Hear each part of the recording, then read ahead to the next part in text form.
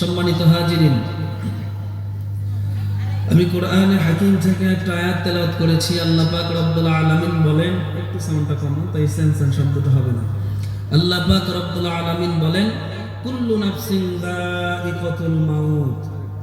একটু বাড়ান, হ্যাঁ একটু বাড়ান, এমন ভাবে যে শোনাও যায় আবার সেনসেন শব্দও যেন না হয়।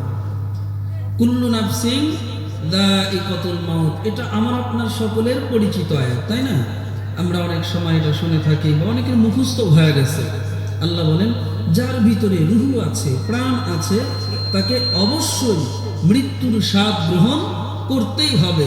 এখান থেকে, এই মাহফিল থেকে বাসা পর্যন্ত উঠে যাব এমন গ্যারান্টি কেউ দিতে পারবো? একটা মানুষও গ্যারান্টি দিতে পারবো না। যে সাইটে যেভাবে বসেছি ঘুরে বসতে পারবো কিনা এই গ্যারান্টিও কেউ আমরা দিতে পারবো না। তা আল্লাহ তাআলা নবী বলেন, আকসিরু যিকরাহা যামিল লাযযাতিল মাউত, তোমরা অধিক পরিমাণে মৃত্যুকে স্মরণ করো।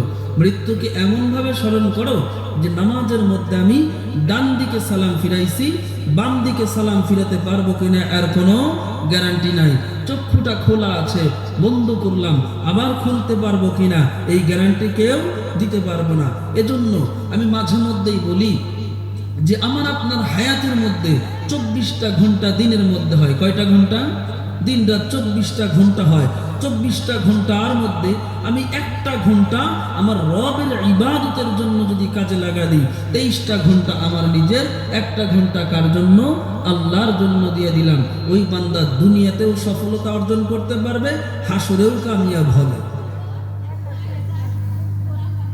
আল্লাহ তাআলা দুনিয়ার জমিনে মানুষকে আকল দিয়েছেন, জ্ঞান দিয়েছেন, বুঝ দান করেছেন। মানুষ যখন বিপথে চলে যায়, আমরা ভুল করে বিপথে চলে যাই না, এর জন্য আল্লাহ তাআলার নবী বলেন, দুইটা জিনিস যদি বান্দা আঁকড়ে ধরে, দুইটা জিনিস যদি বান্দা আঁকড়ে ধরে, তাহলে আবার সঠিক পথ ফিরে পাবে। 1 নাম্বার হলো কোরআন, 2 নাম্বার হলো রাসূলের হাদিস। আল্লাহ তাআলা বলেন, আল্লাহু ওয়ালিয়ুল্লাযীনা আমানু ইখরিজুহুম মিনাজ-যুলুমাতি ইলান